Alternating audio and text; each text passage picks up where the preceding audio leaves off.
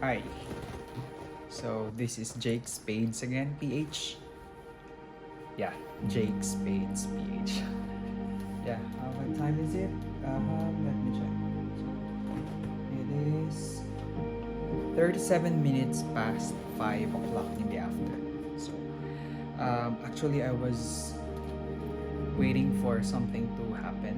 So I have already scheduled myself to do something at this time of the day, on this very specific moment. And minutes from now, I'm going to embark again on another activity, which I've been doing for the past 3 days already. And that's actually about watching the streaming of the presidential aspirants or candidates one-on-one interview with one of the Philippines, let's say, mamayagpag or veterano interviewer, according to him. So yeah, so we are on the fourth day, and today we shall be watching the fourth presidential candidate. Of course, there were four presidential aspirants who were interviewed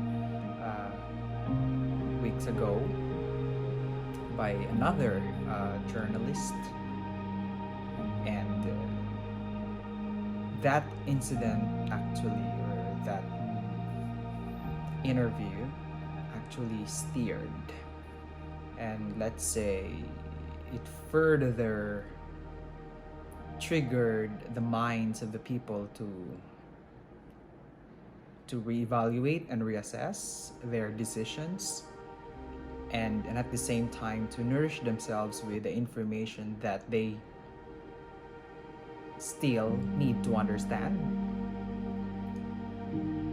the facts or even the hearsays that have to be further validated, and many more.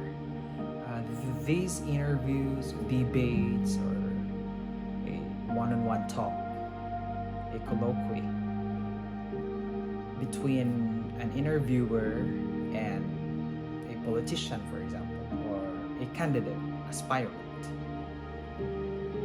specifically for this case, is something that it's not easy to just sit down there for us as viewers or listeners and just expect for all the good things to be said by the person that we support, or we will just sit there and watch and do the other way around. You, instead of appreciating both the feelings of excitement and being informed, we tend to become vulnerable at times because we are hearing words, information that may not be comfortable for our understanding. And that's the fact of life, because nobody is said to be perfect. And that goes to show that no matter if whoever you are facing right now, even he or she is trying to say all the good things about himself or herself, it would really be hard for us to understand and to accept that, because we are expecting that behind those recognitions, positive, or let's say affirmations, there are negativities that do exist. And that's another fact of the matter. We can never run away with those extremes of life, both the good and the bad. And Even I myself, I have the good sides, and at the same time, I have the bad sides. And these two sides of my being makes me who I am. Same thing goes with other person. But then again, we fall, or let's say we fell bait to the challenges and to the trap being laid down before us, to the point that we go beyond the real essence of understanding and being aware. We tend sometimes to overdo things, push ourselves to interpret things the way that they shouldn't, I mean. And the outcome would that be, who suffers? Us. Because we are giving too much pressure on our ability to understand the things that we see or experience around us. If we want to not just go with the flow, if we want to have a good interaction with our environment, with this thing called life, we need to see both the good and the bad. And we need to know where we should put ourselves if we are faced by specific situations, be it good or bad. And I think it is an opportune time for us to stand up and safeguard our own sanity. You know, we should be able to maintain our mental health, psychological, more so emotional balance, because failure to do so would definitely lead into something more difficult to handle beyond our own self. That's when you cling on your thinking that one side wins your confidence or your trust and the other isn't. That time happens when, or that specific instance happens when you know now how to select between two things. You disregard the other because of your belief that it shouldn't.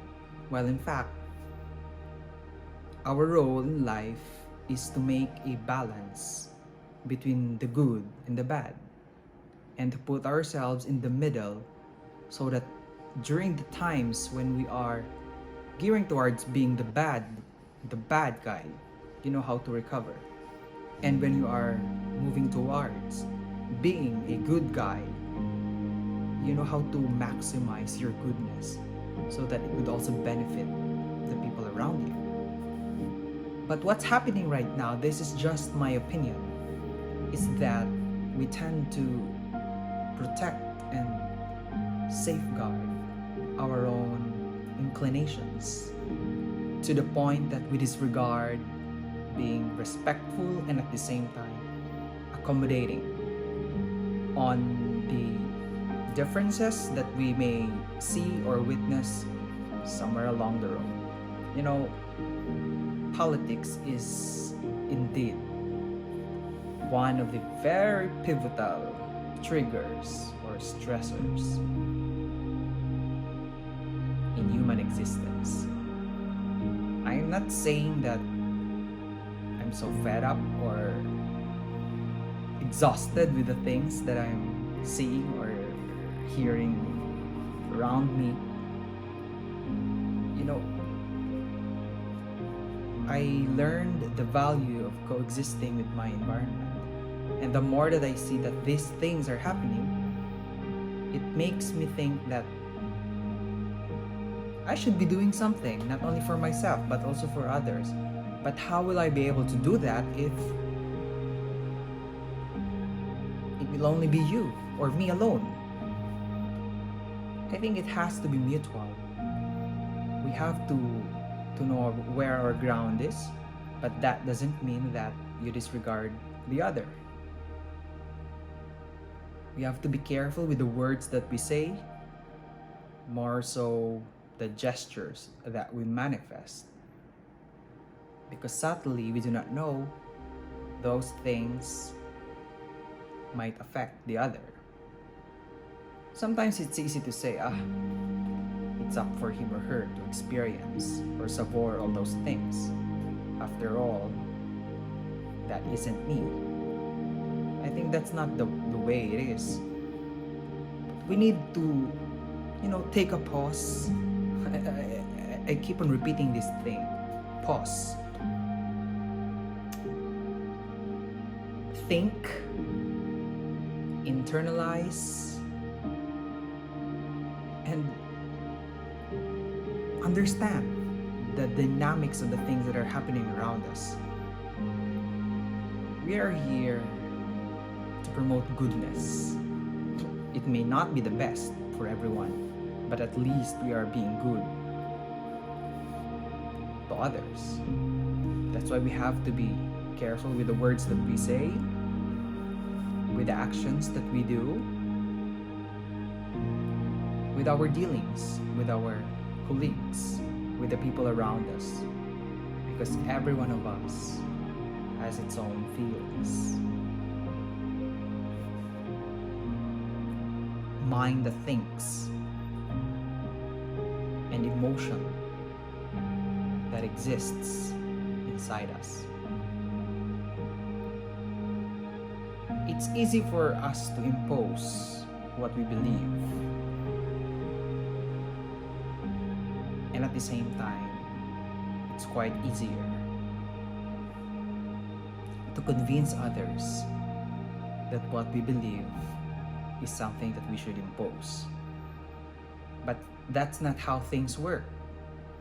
If we're going to understand the complexity of this human behavior, you let things work for that person and you let things work for yourself.